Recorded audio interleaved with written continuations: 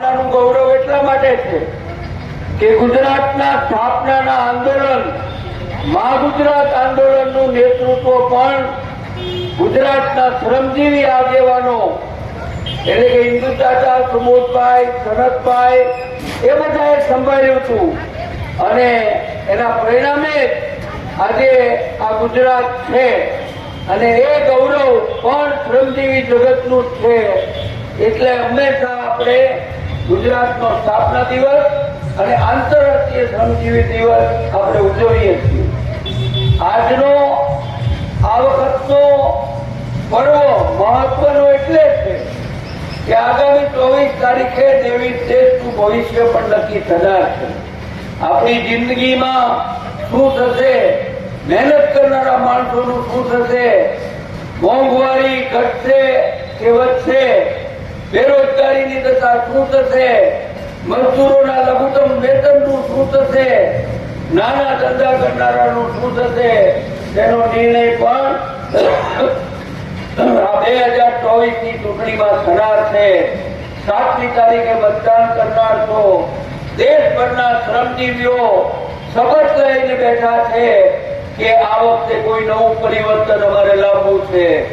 એ અનુસંધાનમાં આપણો આંતરરાષ્ટ્રીય શ્રમજીવી દિવસ મહત્વનો છે. આજે ખુશીની વાત છે કે આપણી વચ્ચે LIC ના કમલેશભાઈ મિત્રો આવ્યા છે અને બહુ જૂનો વિદ્યાર્થી આંદોલનમાં કામ કર્યું હતું SFI સાથે એવા મુંબઈથી રશ્મિભાઈ દવે પણ આપણી વચ્ચે આવ્યા છે અને એટલા માટે કમલેશભાઈ અને રશ્મિભાઈના હસ્તે ધ્વજવંદનનો કાર્યક્રમ યોજશું. LIC યુનિયનના લીડર છે. LIC સતત સંઘર્ષ કરનારું સંગઠન તરીકે જીવ્યા છે અને રશ્મિભાઈ દવે આ ભાવનગરની ભૂમિમાં MJ કોલેજમાં વિદ્યાર્થી પ્રવૃત્તિ સાથે સંકળાયેલા રહ્યા, આગેવાન રહ્યા અને અમે બધાની ટીમ જે હતી કામ કરનારા વિદ્યાર્થીઓમાં ક્રાંતિકારી આંદોલનની તે પૈકીના છે ને આજે કુદરતી રીતે ભાવનગરમાં હતા એટલે એમને કહ્યું કે મેદીનમાં તો હું આવીશ જ અને એટલા માટે એ બંનેને વિનંતી કરીશ. રમેશભાઈ અને યોગેન્દ્રસિંહ એમને ધ્વજવંદન માટે લઈ જશે. મેદીના શહીદો,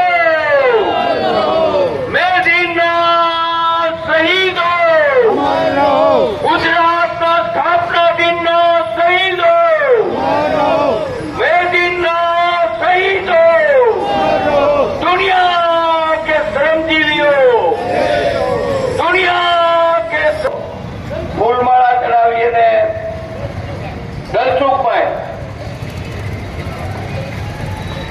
દલસુખભાઈ રાઠોડ એ ફૂલમાળા ચડાવશે.